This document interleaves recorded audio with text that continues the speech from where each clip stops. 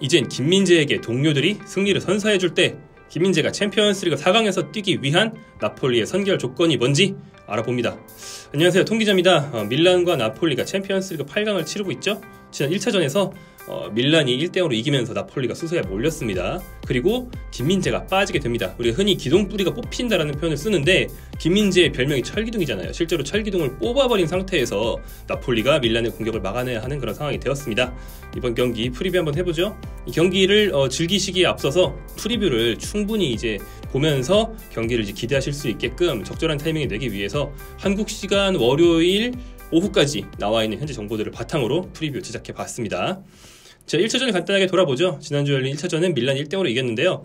밀란이 더 유효타를 많이 날리고 좋은 전술로 이긴 거 맞아요. 하지만 나폴리가 슛이 16대12로 오히려 앞섰어요. 그러니까 원정임에도 불구하고 팽팽한 경기를 했다라고는 충분히 말해줄 수 있는 그런 나폴리의 경기력이었습니다.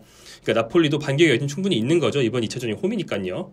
자, 그래서 한국인의 입장에서는 김민재가 좀 동료들 덕을 보고 좀 공짜로 본인 없이 8강 2차전 잘 넘겨서 나폴리가 4강 가면 4강에서 또 김민재 우리가 볼 수 있잖아요. 이런 모습을 좀 기대하게 만드는 그런 상황 정도는 되어 있습니다. 그렇다면 어떤 점에서 나폴리가 해볼 만한지, 또 나폴리가 또 어려운 점은 뭔지 얘기해보죠. 첫 번째 토픽은 당연히 이겁니다. 오시멘의 복귀, 그리고 이것이 크바라츠헬리아의 경기력에도 미칠 영향입니다.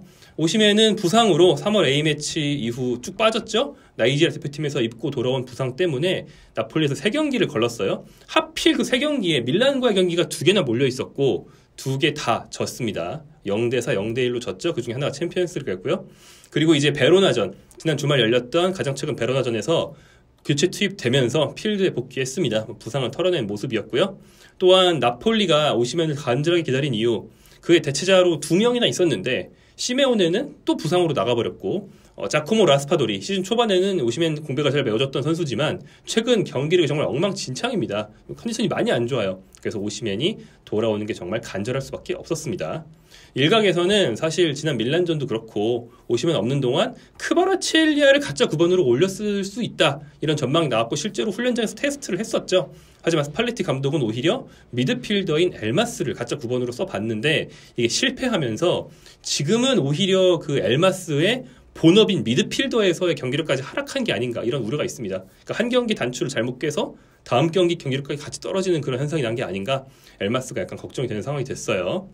그리고 이제 오시멘 돌아옵니다. 스팔레티 감독은 앞선 베로나전 이후에 맞다, 오시멘은 밀란전 선발이다 라고 100%라는 말까지 써가면서 강조를 했어요. 오시멘에 대해서는 힘과 스피드가 있어서 공을 던져주기만 하면 알아서 지킬 수 있는 선수다, 이런 점을 얘기했고요. 그 다음에 팬들의 영웅이기 때문에 언제나 그를 둘러싼 열정이 뒤따른다라는 점까지 강조했습니다. 그러니까 두 가지, 경기력 측면과 분위기 쇄신 측면, 두 가지를 얘기한 거죠. 이 분위기 쇄신 측면을 간단하게 얘기해보면 최근 나폴리가 그 홈 관중 관련된 이슈가 좀 있습니다. 나폴리 서포터들이 그 홈구장의 입장권 가격 상승, 그 다음에 그 울트라스, 영국식으로 말하면 시즌권자에 가까운 건데 울트라스들의 어떤 예매 편의를 봐주지 않는 정책, 그 다음에 거친 응원과 거친 걸개에 대한 어떤 엄격한 금지, 이런 것들에 굉장히 불만을 많이 품었어요. 그래서 이에 대한 반감으로 서포팅을 거부하고 데 라우렌티스 아웃에 해당하는 이탈리아어 구호를 막 외치고 굉장히 좀 구단과 팬들이 충돌하는 일들이 있었는데 이것 때문에 선수들이 지지를 못 받고 응원을 못 받지 않느냐, 스팔레티 감독들이 좀 불만을 나타낸 바 있거든요. 그건 최근에 데 라우렌티스 회장이 직접 서포터들과 면담을 하면서 합의점을 찾고 또 달래는 과정을 거쳤습니다. 현지 정치인들이 다리를 놔줄 정도로 큰 이슈였다고 해요. 그러고 이제 스팔레티 감독은 이 점에 대해서 얘기를 한 거죠. 오시멘 복귀가 팬들의 응원을 다시 끌어올리고 다시 돌아오게 만드는 데에도 기여를 할 것이다, 이 점을 강조한 것 같습니다. 자, 아리고 사키, 이 축구 역사상 가장 중요한 감독 중 한 명인 AC 밀란의 레전드 감독 아리고 사키가 최근 이탈리아 칼롤리스트로 활동하고 있는데 사키가 이번 경기에 대해서 프리뷰할 때도 오시멘을 굉장히 중요하게 얘기를 했습니다. 보시죠. 오시멘은 나폴리의 굉장히 중요한 선수다. 득점만큼이나 움직임 측면에서도 중요하다. 베로나전에선 짧은 시간만 소화했음에도 크로스바를 때리지 않았느냐, 상대 수비와 싸울 줄 아는 종류의 공격수다 라고 했어요. 참고로 사키는 밀란의 레전드긴 하지만 밀란 편이라기보다는 아름다운 축구를 하는, 자기 철학과 맞는 축구를 하는 팀들은 다 좋아합니다. 그래서 나폴리 상당히 좋아하는 편이에요. 자, 여기서 오시멘에 대해서 얘기한 이야기 중에 득점만큼이나 움직임 측면도 중요하다. 이 말이 좀 재밌는데, 그러니까 공을 갖지 않았을 때도 오시멘의 무브먼트 자체가 다른 공격수들보다 훨씬 더 위협적인 방향으로 잘 들어가기 때문에 동료들에게 공간을 열어주는 플레이, 뭐 이렇게 더미라고 하죠. 더미, 본인이 미끼가 돼서 수비수들을 끌어내는 플레이도 굉장히 잘한다는 거죠. 그러니까 공을 잡았을 때, 안 잡았을 때 모두 팀에 도움이 많이 된다. 이게 오시멘에 대한 전술적으로 중요한 점이겠습니다. 그래서 오시멘의 복귀는 왼쪽 윙어 에이스인 크바라츠헬리아의 경기력 회복을 이끌어낼 수 있습니다. 사키도 이 점을 얘기했어요. 크바라츠헬리아는 여전히 놀라운 발견이다. 하지만 요즘은 덜 무섭다. 언제나 안쪽으로 파고드는 드리블을 한다. 이젠 수비수들이 그걸 예측할 수 있으며 그를 무력화하기 위한 대응법을 이미 알고 있다라고 얘기를 했어요. 그러니까 크바라츠헬리아 선수가 요즘 좀 읽혔다는 겁니다. 특히 밀란처럼 정말 탑 클래스의 수비력을 갖춘 팀이라면 크바라츠헬리아가 어느 쪽으로 들어올지 미리 알고 그쪽에 2명, 3명을 배치해서 충분히 막을 수 있다는 거죠. 실제로 지난 2경기에서 그렇게 막혔고요. 세리아를 두고 윙어들의 무덤이다라는 말을 많이 합니다. 이게 상대에 대한 분석이 오래전부터 일찌감치 발달했기 때문에 드리블 위주의 선수들은 습관을 분석하고 또 경로를 분석해서 미리 차단하는 수비를 상대팀이 많이 해왔어요. 그래서 윙어의 무덤이었던 거라고 저는 생각하거든요. 윙어들은 좋아하는 돌파 방향이나 패턴이 그래도 정해지는 경우가 많습니다. 왼쪽, 오른쪽 다 칠 수 있어서 이지선다, 삼지선다를 거는 선수도 있지만 보통은 좋아하는 방향이 있거든요. 사실 예전 같은 경우는 프리미어리그 같은 리그에서는 서로 공간이 막 열려 있고 또 분데스리가나 라리가는 다 공격적이었기 때문에 상대의 분석보다는 무리할 거를 많이 챙겼어요. 하지만 세리아 팀들은 상대가 하는 걸 못하게 만드는 게 우선이었기 때문에 윙어들의 돌파를 막는 전략이 굉장히 발달해 있었습니다. 지금은 뭐 리그별 스타일이 다 섞였어요. 감독들이 다른 나라 가서 일을 많이 하고 또 서로 분석을 많이 하니까. 그래서 어느 리그가 윙어의 무덤이다 이런 말은 쓰기 어려워졌지만 여전히 세리아 팀들이 상대 패턴에 대한 분석이 좀 빠른 편입니다. 그래서 이제 윙어들이 처음에 엄청나게 두각을 나타냈다가 곧 사그라드는 경우가 되게 많아요. 되게 대표적인 예로 2010년대 초에 유벤투스의 밀로스 크라시치라고 반 시즌 동안 진짜 지금의 크바라첼레처럼 활약하다가 딱 후반기 되니까 갑자기 확 경기력 떨어지더니 결국에는 못 살아남았던 선수들이 기억나고요. 그리고 그렇게까지 대성하진 못했지만 뭐 쨍기스 윈데르, 저스틴 클루이베르트 이런 유망주 윙어들이 야심차게 세리에에 와서 초반 몇 경기 좋은 모습 보여주다가 패턴 읽히면 바로 이제 위력을 잃어버리는 그런 모습들이 있었거든요. 근데 그거에 비하면 크바라치엘리아는 애초에 돌파 원툴이 아니고 다양한 툴을 갖춘 선수이기 때문에 돌파가 좀 막힌 뒤에도 자기 자신의 어떤 나름의 돌파법을 그러니까 해결법을 찾아왔습니다. 시즌 초반에 드리블 위주였다가 그게 막히니까 킥 위주로 좀 전환도 했었고 최근에는 본인에게 수비가 몰릴 때 무리하게 돌파하는 게 아니고 전환 플레이를 한 다음에 문전으로 침투하는 패턴을 또 쏠쏠하게 써먹기도 했고요. 영리한 선수라는 거죠.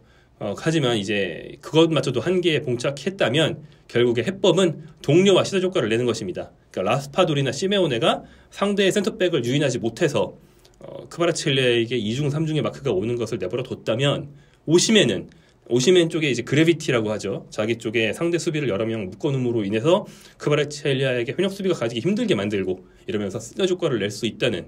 또한 크바라치엘리아가 막히면 상대를 돌파하지 않고도 오른발로 찍어차는 패스를 많이 하는데 이 찍어차는 패스 역시 오시멘이 당연히 잘 받을 수 있고요. 그리고 문전에서 오시멘이 상대 수비수들을 쫙 끌어당기고 있으면 그 찍어차는 패스를 파포스트 쪽에 있는 오른쪽 윙어나 오른쪽 풀백이 받기도 쉬워집니다. 여러모로 오시멘의 전술적 가치가 크바라치엘리아까지 살려줄 수 있다는 그런 가능성이 제기되고 있는 거죠. 다음 김민재와 안기사의 공백에 대해서 얘기를 할 수밖에 없겠죠. 이 점은 지난 1차전에서 안기사의 경고 누적 퇴장 그리고 김민재가 이번 대회를 통틀어서 나온 경고 누적으로 이번 2차전에 뛸 수 없게 된 큰 문제를 다룰 수밖에 없다는 건데요. 그래서 나폴리 예상 라인업을 한번 보겠습니다. 현지에서 나오고 있는 예상 라인업 명단이 이렇고 뭐 누가 봐도 이렇습니다. 나폴리 전술은 정해져 있으니까 좀 논란의 여지가 있거나 좀 누가 나올지 알 수 없는 포지션 한 2개 정도인데 오른쪽 윙어는 늘 폴리타노와 로사노가 번갈아 나오기 때문에 누가 나올지 알 수 없다. 다만 이제 1차전에서 로사노가 좀 아쉬웠다는 거 감안한다면 이번엔 폴리타노 선발일 수도 있겠다. 이 정도 얘기할 수 있겠어요. 하지만 사실은 두 선수가 뭐 기량이 누가 낮고 못하고 이런 문제는 아닙니다. 둘 다 좀 비슷하게 약간 애매하고 약간 아쉬운데 뭐 상대 스타일에 따라서 누굴 쓰느냐 이런 문제죠. 그 다음에 미드필더 안기사 자리에 은돈벨레를 쓰느냐 엘마스를 쓰느냐 둘 중에 하나라고 볼 수 있겠어요. 그 다음에 김민재의 자리는 아마도 제주스가 유력할 것 같습니다. 자, 먼저 우리의 관심사인 그 김민재의 대치자를 보면 순번상 제주스가 3순위입니다. 이 팀은 김민재, 라흐마니가 1순위, 2순위로 딱 듀오고요. 둘 중에 한 명이 빠지면 제주스를 투입하는 게 수순이죠. 웨스티고르가 4순위 센터백이에요. 그렇기 때문에 마침 왼쪽에서는 김민재가 빠졌겠다. 포지션도 같은 제주스가 들어올 확률이 높다고 볼 수 있겠습니다. 제주스는 뭐 백업으로서는 분명 괜찮은 선수고 뭐 시즌 말고 지난 시즌에는 오히려 주전급으로 좋은 활약도 해줬어요. 하지만 이제 현재가 아니고 한국에서는 그 찬송가 가사를 좀 바꿔서 주왕 뭐하는 자, 그러니까 주왕 못하는 놈 또는 주왕 뭐하는 놈이냐 이런 의미의 별명까지 있을 정도로 못하는 정말 못하긴 하거든요. 그러니까 좀 무장점 센터백입니다. 좋게 말하면 뭐 육각형이지만 나쁘게 말하면 무장점 센터백인데 이 선수가 지루와 레앙 또 디아스 등의 밀란의 어떤 개인 능력 좋은 선수들 막을 수 있을지 좀 불안하긴 해요. 실수를 안 하고 좀 버텨주기만 해도 괜찮겠죠. 다만 이제 제주스 한 명한테만 걸린 문제는 아닙니다. 중원부터 지배력을 좀 유지하고 또 1차 저지를 잘 해준다면 괜찮거든요. 그 1차 저지하는 역할을 해온 안기사 역시 빠졌다는 게 역시 뼈아프긴 합니다만 안기사의 공백은 아마 엘마스 아니면 은돈벨레인데 스타일상으로만 볼 때는 안기사는 나폴리 중원에서 가장 많이 뛰고 몸으로 부딪히는 역할을 하기 때문에 그나마 기동력이 좋은 미드필더가 필요합니다. 그렇다면 어슬렁으로 유명한 은돈벨레보다는 엘마스가 좀 더 유력한 카드지만 엘마스가 요즘 공격수로 너무 많이 뛰다가 미드필더로서 감을 잃은 게 아닌가 우려가 될 정도로 최근 경기력이 좀 들쑥날쑥하거든요. 어쩌면 은돈벨레를 투입하고 우리는 뭔지 모르지만 특정한 어떤 스팔레티의 비법이 있어서 은돈벨레를 많이 뛰게 만든다면 이게 해법일 수 있겠다 생각이 듭니다. 누가 들어오든 안기사가 선발일 때와는 세부 전술이 약간 달라질 수밖에 없을 것 같아요. 스팔레티 감독은 김민재와 안기사의 공백에 대해서 질문을 받았습니다. 베로나전 이후에 받았는데 이 점에 대해서 두 선수를 찝어서 말하지는 않고 팀 전체에 대해서 얘기를 했다고 해요. 점유율만 중요한 게 아니고 균형을 잘 잡아야 된다. 공을 잘 돌리면서 항상 한 팀으로서 뛰어야 한다. 팀이 성숙한 태도로 언제나 한결같은 태도로 뛸 때만 보여줄 수 있는 그런 퀄리티다. 밀란전뿐 아니라 우린 늘 그래야 한다라고 말을 했는데 그러니까 특정 선수 공백에 어떤 필살 전술로 대응하는 게 아니고 팀 전체 누가 들어오든 조직력을 유지하면서 대응한다면 밀란과 같은 상대도 이제 11대 11로 잘 막아낼 수 있다. 뭐 이런 뜻으로 볼 수 있겠죠. 사실은 지금이 스팔레티 감독이 새로운 전술, 기책을 꺼내기에 적합한 타이밍일 수도 있습니다. 왜냐하면 밀란은 내려앉는 팀 상대로 좀 약해요. 그래서 보면 강팀 상대 전적이 되게 좋고 약팀을 못 잡아서 지금 밀란이 좀 순위가 좀 떨어지는 거거든요. 최근에도 이제 로테이션 돌리면서 계속 약팀 못 잡긴 했고요. 그래서 나폴리가 좀 엉덩이를 빼고 축구한다면 밀란을 괴롭힐 수도 있습니다. 또 이론적으로 볼 때는 전방에 오시멘과 크바라첼리가 있기 때문에 이 선수들에게 롱볼을 줄 수 있는 좀 수비 축구 괜찮을 수 있어요. 하지만 지고 있는 상황이고 홈경기고 스팔레티 감독은 전술을 잘 안 바꾸고 뭐 컨셉을 안 바꾸는 사람인 거 우리 1년 내내 보고 있죠. 이런 점을 볼 때 나폴리가 엉덩이를 뒤로 뺄 일은 없을 것 같다. 이렇게 전망하는 게 맞겠습니다. 자, 사키 감독 역시 밀란은 몰라도 나폴리가 엉덩이를 뺄 거라 생각은 전혀 안 하는 것 같아요. 아리고 사키는 그 아까 말씀드린 그 일간지 기고 해설에서 이렇게 얘기를 했습니다. 이번 경기 예상하기 굉장히 힘들다. 아주 치고받는 경기가 될 것 같다. 나폴리 선수들은 몇 달 전에 비해 날카로움을 좀 잃어버렸지만 밀란도 마찬가지다. 그러니까 두 팀 모두 최상의 상태는 아니기 때문에 오히려 더 난타전이 될 수 있고 더 재밌을 거라는 거예요. 밀란이 택할 수 있는 최악의 길은 물러나 수비하면서 1대0을 지키려 드는 것이다. 밀란은 자신들의 정체성을 보여줘야 한다. 특히 챔스 8강 같은 곳에서는 갑자기 수비하고 막 90분 버티려고 들지 말고 원래 하던 거 제일 잘하는 걸 해라. 이런 얘기입니다. 자, 그렇다면 나폴리 측을 살펴봤으니 밀란도 살펴봐야겠죠. 밀란 측의 전력은 어떤지 한번 보겠습니다. 밀란의 예상 라인업을 제가 띄워드리는데 보시면 지난 1차전 그대로예요. 당연히 바꿀 필요가 없죠. 요 전략으로 지금 나폴리를 상대로 2연승을 거둔 상태인데 지금 와서 바꾸는 거는 이상한 짓입니다. 그대로 나올 것 같고요. 이걸 위해서 지난 주말 경기에서는 이제 전면 로테이션을 돌렸어요. 나폴리보다 더 많이 돌려서 골키퍼 빼고 다 바꿨거든요. 거의 전원 휴식을 취했기 때문에 체력적으로도 문제가 없고 이대로 나올 겁니다. 다만 변수 있어요. 뭐냐 하면 올리비에 지루의 부상 여부입니다. 현지 보도에 따르면 지루가 왼쪽 아킬레스건에 부상이 우려되고 있고 통증이 좀 있다고 해요. 그냥 1차전에 김민재 선수랑 좀 거칠게 충돌을 했었죠. 뭐 고의는 아니었지만 김민재 선수가 이제 지루 선수의 다리랑 이렇게 부딪히면서 어쩌면 경고가 나올 수도 있는 그런 반칙이 하나 있었는데 그때 경고 받지 않았어요. 좀 거친 상황이 하나 있었습니다. 그런 상황 때문에 이제 부상을 입은 것으로 짐작이 되고요. 그래서 지난 주말 경기 보면 승리가 절실한 뭐 비기고 있는 상황임에도 불구하고 레앙이나 디아스는 투입하되 지루는 투입하지 않았어요. 그게 지루가 사실은 뛸 몸 상태가 아니어서 그랬다는 겁니다. 그 뒤로 팀 훈련을 소화를 했어요. 그래서 심각한 부상은 아닌 것 같지만 여전히 이번 경기까지 몸이 안 올라와서 결장을 할 가능성, 또 경기력이 저하될 가능성 정도는 있습니다. 밀란은 만약에 지루가 빠지면 굉장히 골치 아파집니다. 스트라이커 자리에 누가 있냐면 이제 이브라모비치가 부상으로 빠져있기 때문에 또 이제 챔피언스리그 명단에서 없고요. 부상에서 돌아와도 기적형 공격수 디보크 오리기, 그리고 압박만 남고 공격력은 다 잃어버린 압박 원툴 레비치, 두 명이 남아 있는데 둘 다 좀 스트라이커로서는 투톱은 몰라도 원톱으로서는 좀 영 아니거든요. 두 선수를 합친 이번 시즌 득점이 5골에 불과합니다. 컵대회 포함. 누가 나오든 뭐 밀란으로서는 큰 타격이다. 지루가 굉장히 소중할 것이다. 전망할 수 있겠습니다. 자, 그 밖에는 뭐 아까 말씀드린 것처럼 그대로 나올 것 같고요. 나폴리 원정에서도 압박의 강도를 유지하려고 들 것이 유력합니다. 베나세르를 공미 자리에 놓는 것, 나폴리의 로보트카를 강하게 압박해서 빌드업을 방해하려는 그런 차원의 전략으로 볼 수 있는데, 나폴리는 말씀드린 것처럼 후방에서 빌드업에 큰 역할을 해주는 김민재, 그리고 공을 운반하는데 또 역할이 큰 안기사가 모두 빠지죠. 로보트카에 대한 압박이 더 치명적일 수 있습니다. 밀란은 이 기조를 유지할 거예요. 어쩌면 이 측면에서 빌드업의 기점을 은돈벨레로 돌리는 차원에서 은돈벨레를 중용할 수도 있겠습니다. 은돈벨레가 좀 기복이 있긴 하지만 긁히는 날은 굉장히 뛰어난 탈압박과 멋진 패스 경로를 보여준다면, 예. 제가 표정이 좀 부정적인 표정을 짓고 말았네요.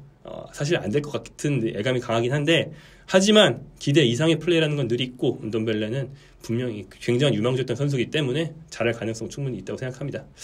자, 그리고 밀란은 수비 라인이 좀 올리고 압박을 할 수가 있어요. 사키 감독도 그렇게 말한 것처럼 이런 쪽을 택할 가능성도 높다. 만약에 이렇게 된다면 나폴리 입장에서는 그나마 호재다.